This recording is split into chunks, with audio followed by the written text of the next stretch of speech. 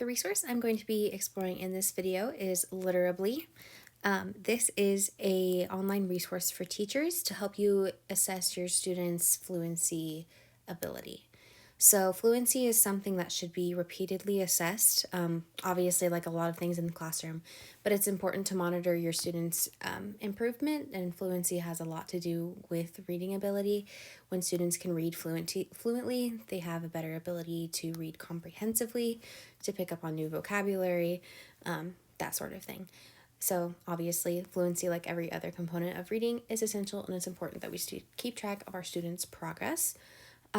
With that, it can be kind of hard to fit in all students to assess them conveniently into our class schedule. Sometimes there's not extra support where other students can pull, or where other instructors can pull students and assess them, or it's hard to find time in the classroom, especially if you're managing a classroom with students who are less independent. If they need more monitoring, it's hard to step away and find that quiet time to assess students. So this is a resource for assessing students virtually. And this can also be useful, obviously, if you are in a virtual teaching environment or teaching online for if you go on break, or if there's, again, we saw what happened with COVID. We know how important online resources are for emergencies or just as an extra support in classrooms.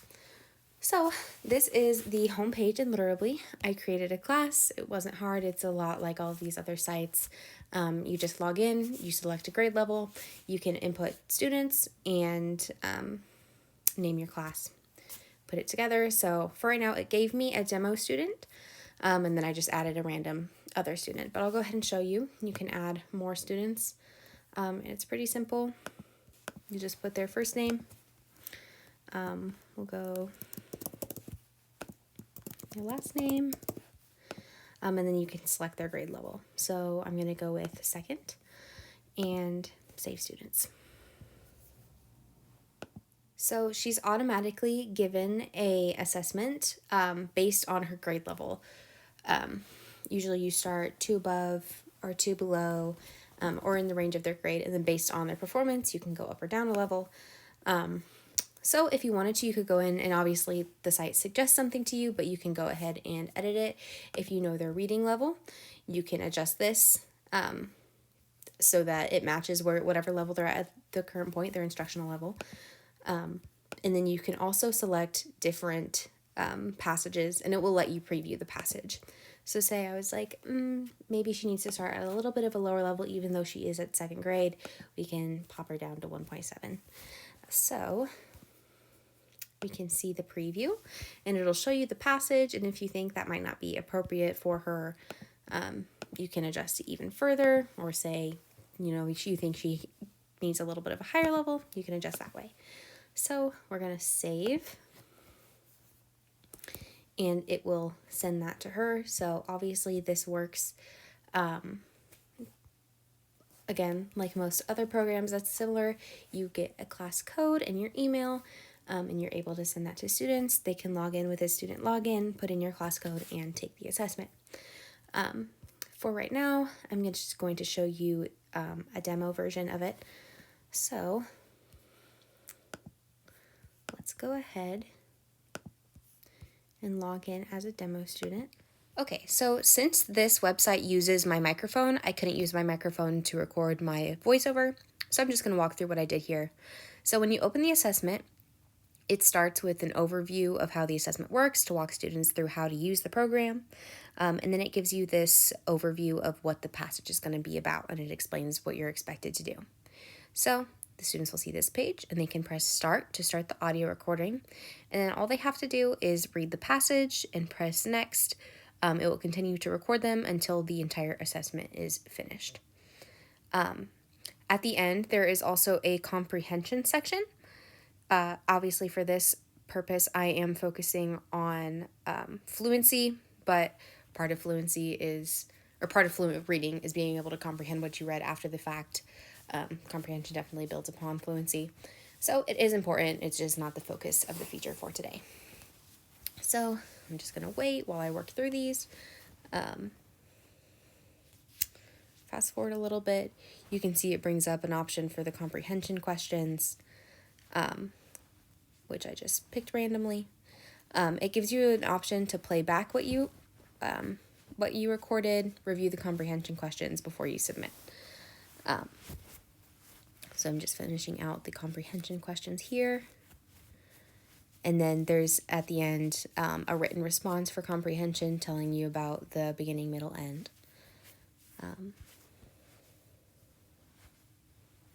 And then it will ask you to log back in. So I'm going to show you what it looks like once you've gotten your results. So it does take a little bit of time for the results to be processed. I think it just took about 2 hours, which is not really a long time to wait at all.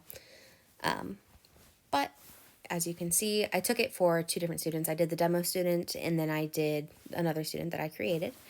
And this gives you just a little overview of their instruction or for their assessment. Over here, it shows you based on their assessment what their instructional level to be, and gives you a little bit of information about that. And it is meant to adjust your assessment based on your instructional level. And then this is the independent level. So the level at which students can read independently. And then we'll come back to this in just a second, but this is a view of the student's assessment. There's the word count per minute, so you can see their rate. This is the student's accuracy, how many words correct they read per minute. The comprehension scores, which again, we're not really focusing on that. And then obviously the date they took it. And then you can line up the next assessment. So it's important to assess fluency regularly, every couple of weeks or so, whatever fits into the schedule for different grades. I know it's different.